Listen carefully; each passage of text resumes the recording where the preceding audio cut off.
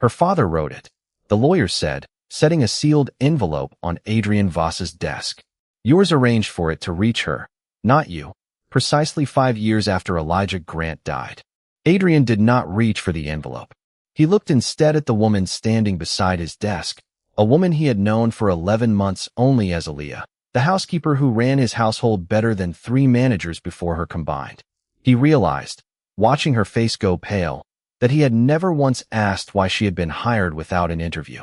9 days earlier, the letter's existence was still a secret to them both.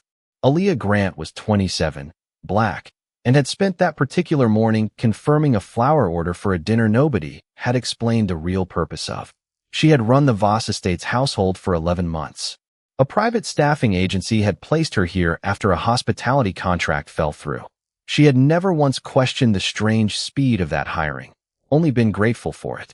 Adrian found her in the pantry that morning, cross-checking linens against a guest count that kept changing on her.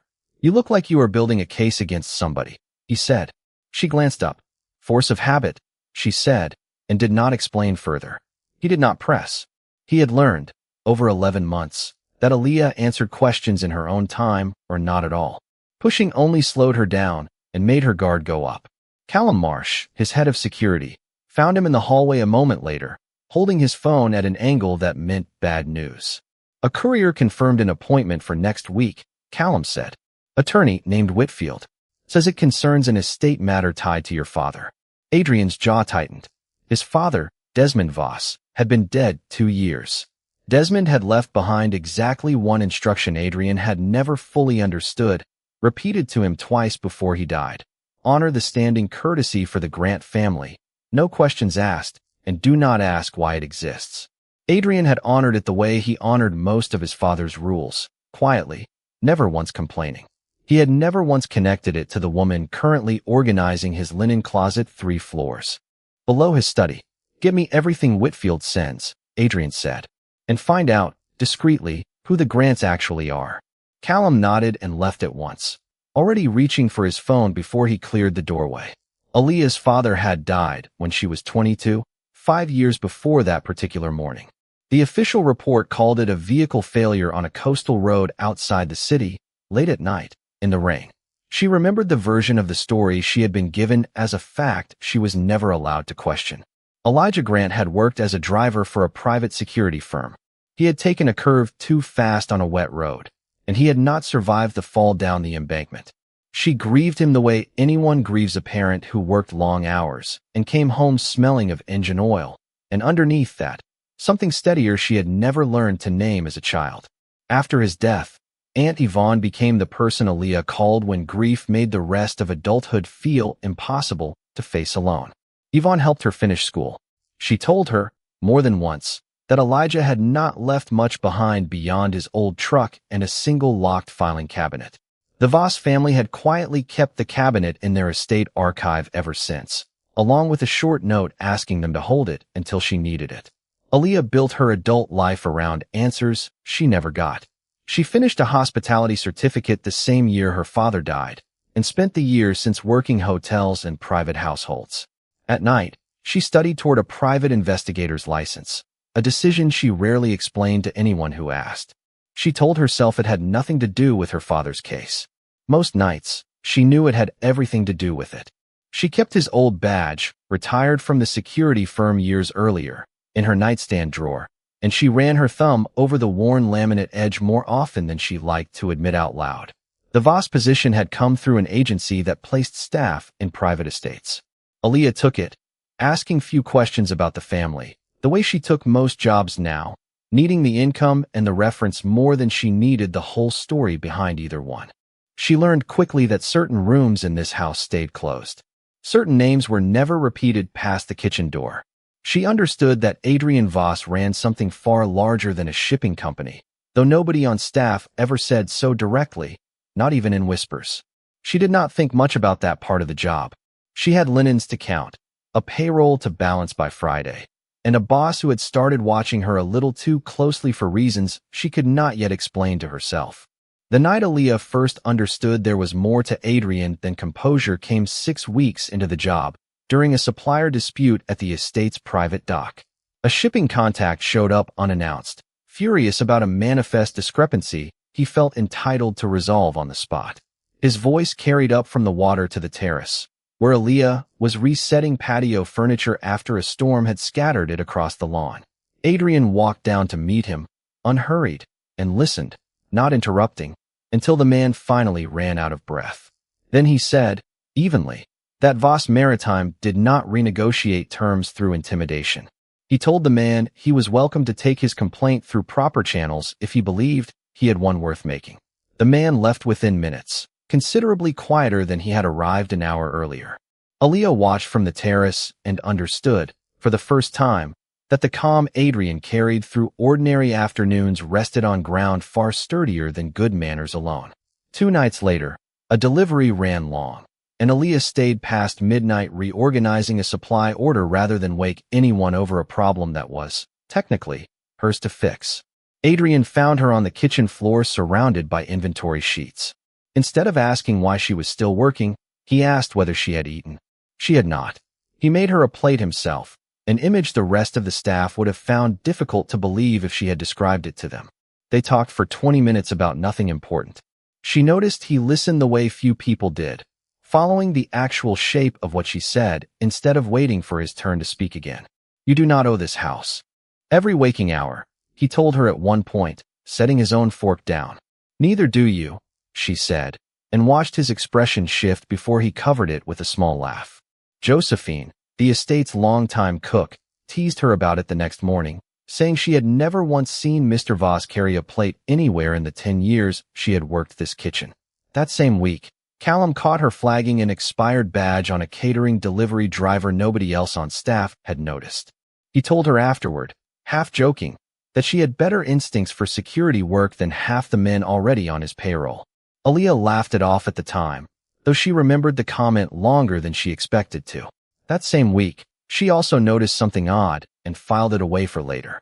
Adrian's cousin Julian, who managed logistics for the family shipping operation, had asked the household's records clerk for the archived security rosters from 5 years earlier. He offered the clerk no explanation for the request, and the clerk, used to strange requests from family, had not thought to ask for one. Aaliyah thought little of it at the time.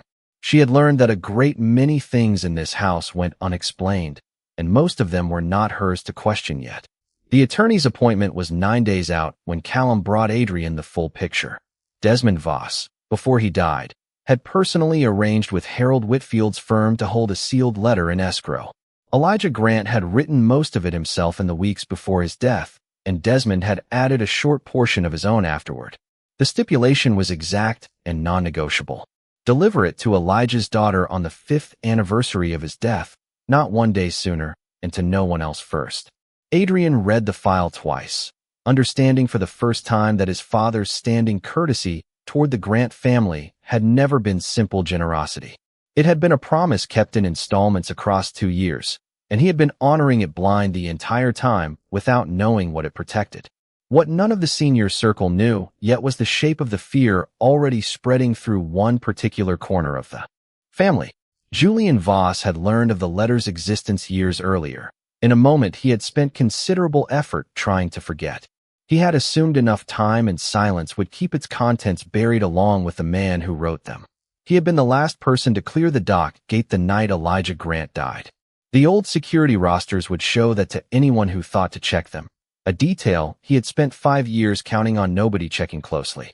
The anniversary was now 9 days away, and Adrian was fully in control of the family for the first time since his father's death.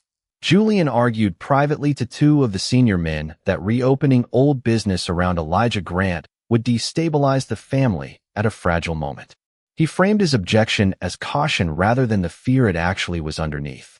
Adrian noticed how quickly Julian's caution turned into a broader argument about leadership and timing, the kind of argument built to sound reasonable in front of the senior circle if repeated at the right moment.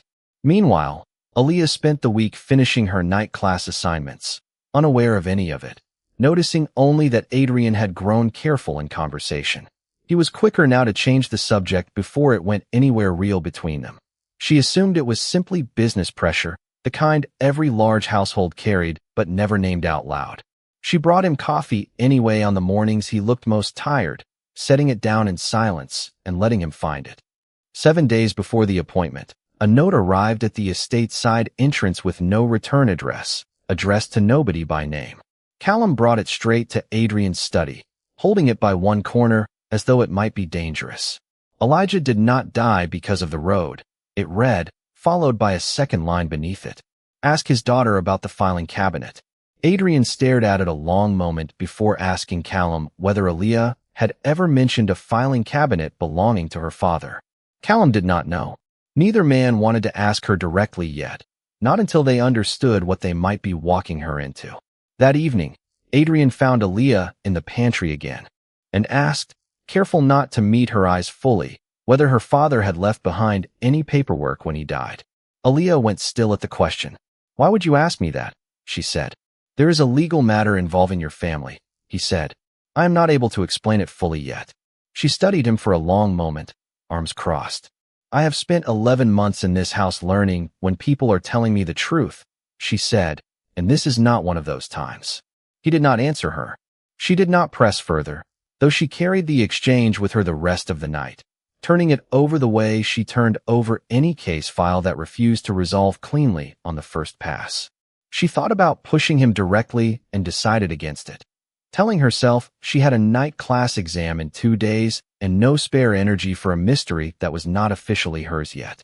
It was a decision she would replay many times in the days that followed, wondering if pushing sooner might have changed anything at all. On the morning of the appointment, Whitfield's office called to confirm the meeting would proceed at 10, precisely 5 years to the day after Elijah Grant's death. Callum relayed the message to Adrian with one addition of his own. Whoever sent that note 7 days ago knows more than we do, he said. I cannot tell yet whether they are trying to help us or warn us off, but they are running out of time either way.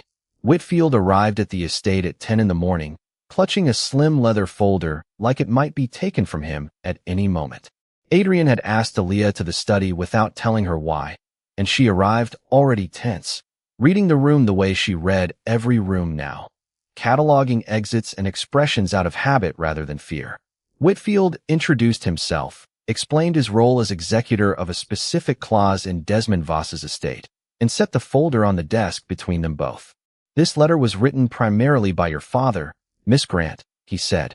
Mr. Voss added a portion of his own after your father's passing, and instructed that both remain sealed until today, not a single day earlier. Aaliyah's hands did not shake as she opened it, though her breathing changed enough that Adrian noticed from where he stood. She read her father's handwriting first, the same slanted script from decades of grocery lists and school permission slips.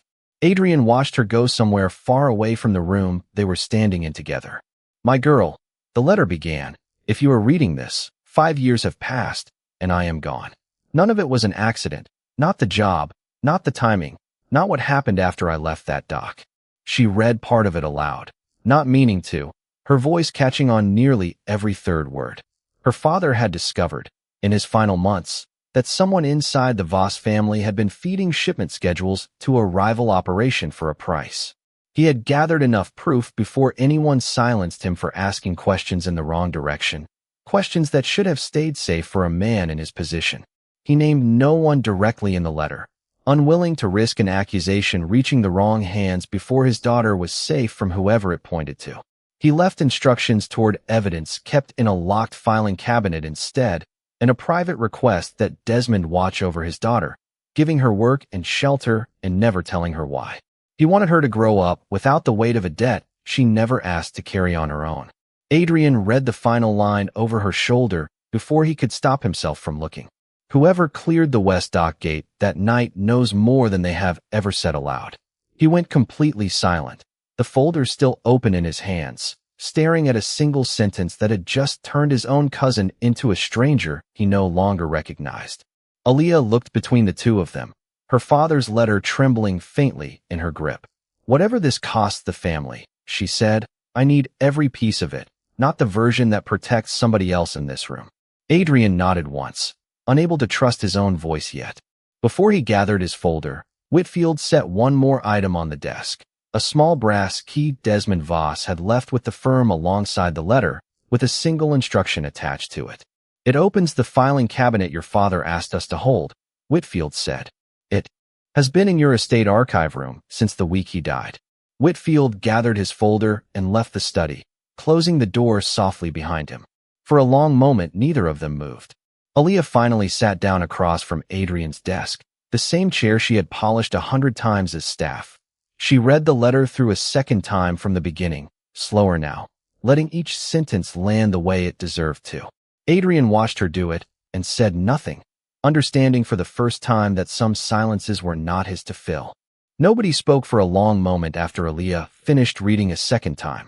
Aaliyah set the letter down with great care, as though it might change shape, yet if handled too roughly. I was hired because of a promise, she said finally, testing the words the way she tested every uncertain fact before trusting it. Not because I was good at the job. You were hired because of a promise, Adrian said, and you turned out to be extraordinary at the job entirely on your own merit. That is not the same thing, and I should have told you the moment I learned there was a file with your name flagged for automatic hire. I let you believe it was luck because the truth felt like it belonged to somebody else to explain. By the time it was mine to explain, I had already grown used to not explaining it at all. He told her that his father had said only one thing about the arrangement before he died, that the Grants were owed a debt the family would never speak of out loud. Adrian had accepted the instruction the way he accepted most things from his father, rarely demanding the reasoning behind it. He admitted now that the not asking had been its own kind of convenience, easier than sitting with whatever answer might have come back. Desmond had placed a standing instruction with 3 staffing agencies the estate used regularly, he said. If an application ever came in under the name Aaliyah Grant, her file was to be forwarded directly for the first suitable opening, no interview required. It explained, finally, why the offer had arrived just as her old contract fell through, for years after her father died, and not a single day before she needed it. Aaliyah did not answer right away. That was not yours to decide alone, she said eventually, and he did not argue, because he had already reached the same conclusion sitting there with the letter in his hands. The estate archive room sat 2 floors below the study, lined with filing cabinets nobody had opened in years. Adrian found the one marked only with a strip of tape and Elijah's last name, right where Whitfield said it would be. The key turned on the first try. Inside were shipment manifests going back 6 years, several routes circled in the same slanted handwriting from the letter. A separate folder held a single invoice from a supplier called Larkspur Freight Consulting, a name Aaliyah had never once seen on any manifest she processed for the estate. Behind the invoice was a copied wire confirmation bearing the same invoice number, dated 2 weeks before Elijah died. On a torn sheet of notebook paper beneath it, Elijah had written a phone number and 3 dates, the last one 4 days before he died, with 2 words beside it, broker line. Aaliyah did not recognize the number, but Callum did. That is a known contact for the rival operation Elijah's letter described, he said.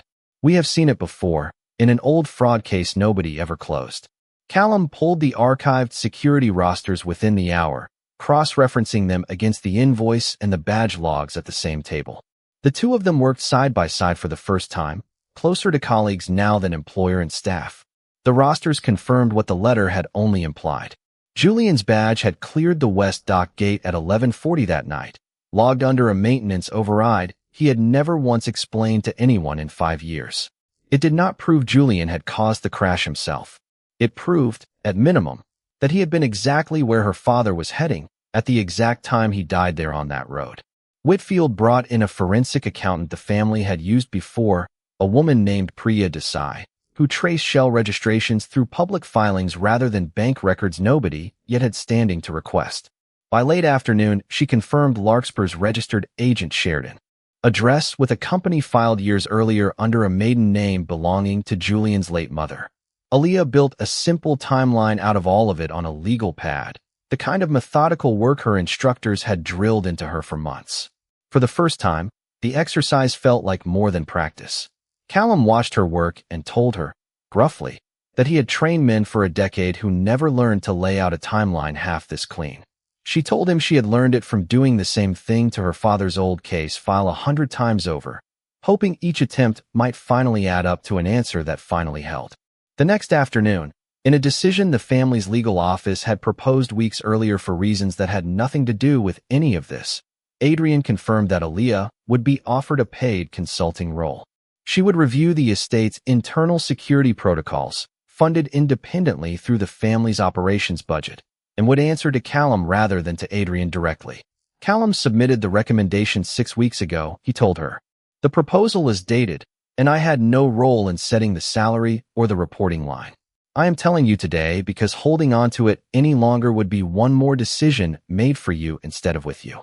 Aaliyah did not have an answer ready for that, so she let it sit between them until it was ready to be handled. Aaliyah told him she needed to think about it regardless, the letter and everything inside it aside from the offer itself, and he told her at once to take whatever time she needed to decide. That night she called her aunt, the way she used to call her father's old partner from the security firm whenever a case file refused to make sense. Yvonne listened to the whole story, not once interrupting, then asked only one question. Does he treat you like somebody he respects, or somebody he owes? Respects, Aaliyah said, after actually thinking it through. I believe he respects me. Good, Yvonne said. Then let the rest sort itself out in its own time, the same as anything worth keeping does. The senior circle gathered 2 days later at Adrian's request, a smaller meeting than usual, held in the estate's private conference room instead of the dining hall. Julian arrived last, visibly composed, unaware yet of how much the room already knew about him. Adrian laid the archived roster on the table alongside the invoice, the wire confirmation from Elijah's cabinet, and pre-Edesi's registration filing. Together they traced a clear line from Larkspur Freight Consulting to a shell company registered under Julian's late mother's maiden name. I want to understand this before we move on to anything else, Adrian said.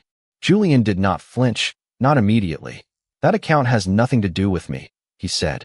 I have run logistics for this family for over a decade. No complaints ever filed against me. I do not answer for every transfer that happens to touch a company carrying my mother's name. Adrian asked why a logistics manager would need a shell company at all if the money truly had nothing to do with him. Julian said every man in this family kept accounts his relatives did not ask about. Singling his out now, on the anniversary of a stranger's accident, looked less like an investigation and more like a coordinated attack on his character. He looked to Otis and the other senior men as he said it, gauging whether the argument was landing the way he needed it to. Julian's explanation grew thinner with every sentence he offered. He suggested, almost gently, that Aaliyah's sudden interest in a 5-year-old accident might have more to do with a payout than with grief. A housekeeper who had gone from staff to security consultant within a single week had done rather well for herself out of an old man's letter, he said. I did not forge my own father's handwriting, Aaliyah said, her voice steady despite the weight of the room's attention on her.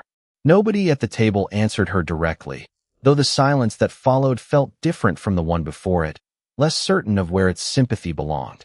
Julian reminded the table, mildly, that the senior review of Adrian's leadership remained pending that quarter. A boss who let a 5-year-old grudge reshape his household staff overnight was exactly the kind of judgment the family should weigh before trusting him with anything larger. 2 of the older men exchanged a look Aaliyah recognized from her own line of work now, the look people wear when they are recalculating loyalties in real time. Julian then produced a duty log of his own, claiming he had cleared the gate that night on a routine equipment check and left within minutes, nowhere near the water when the crash happened later.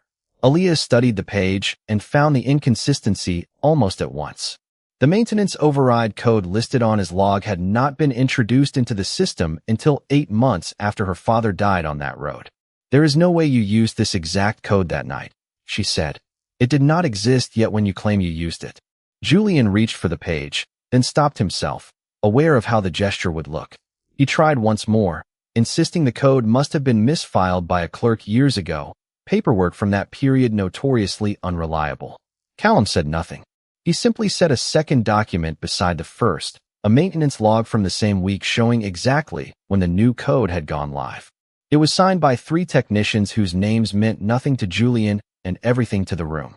Julian looked at the log a long time, unwilling to pick it up, the fight draining from his shoulders. The room went quiet in a different way than before, heavier this time. Julian's composure held a moment longer, though something in his posture had already given way beneath it. Adrian asked him directly whether he could explain the wire traced to a shell company registered through an address tied to his mother's maiden name, dated 2 weeks before Elijah Grant's death. Julian said the payment was consulting income he was not required to disclose to anyone at this table, and that correlation was not proof of anything at all. Callum set Elijah's torn notebook page on the table, then a second page beside it. Archived outgoing call records pulled from the estate's old phone system with council's sign-off. Elijah wrote down the broker's number and 3 dates. Callum said, "These are outgoing calls from your old Voss Maritime extension to that exact number, on those exact 3 dates. The last one was 4 days before Elijah died." Julian's composure finally cracked. "I sold them the shipping routes," he said. "That was all it ever was." "Then how did they know Elijah would be leaving through the west gate that night?" Adrian asked, quiet now. Julian opened his mouth, then stopped himself half a second too late. "I never gave them his name," he said. Nobody at the table had accused him of that.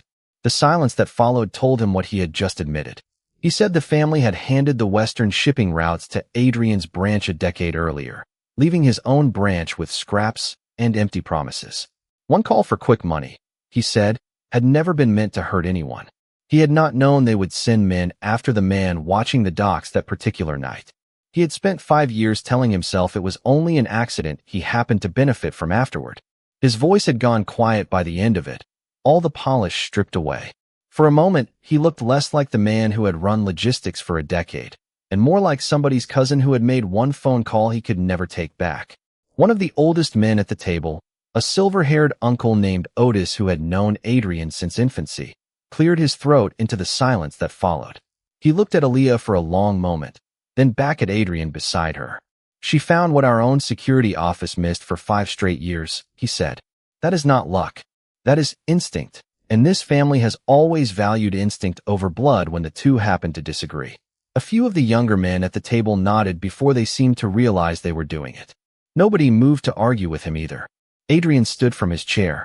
He told 2 of the senior men to suspend Julian from every system Voss Maritime operated, effective immediately, and to preserve his devices and files rather than return them. Whitfield would refer the full matter to outside counsel by the end of the week, he said, for fraud, obstruction, and whatever else the investigation turned up. Any lingering questions about his own leadership, he told the room, were answered as of that very morning. Then he turned to Aaliyah, in front of the entire table watching them both. He had spent 9 days being careful about what he said in front of other people, and he was done with it. "May I stand beside you when this becomes public?" he asked, close enough now that only she could hear the words. "You may stand beside me," she said. "You do not get to stand in front of me." Adrian nodded once, accepting the correction the way he accepted very little else in that room, offering no argument in return. Julian did not contest the suspension or the referral to outside counsel, and he left the coast entirely within the month. The investigation into Larkspur Freight Consulting left open behind him. The senior circle confirmed Adrian's leadership, not one dissenting voice among them. The following week, the question Julian had spent months trying to manufacture answered before anyone even called for a vote. Aaliyah started her new role reviewing the estate's security protocols that same week, a proper office beside Callum's, a caseload that finally had nothing to do with linens or seating charts. She finished her private investigator's license that spring and framed the certificate beside her father's old retired badge, refusing to choose between the 2 versions of the path that had brought her here.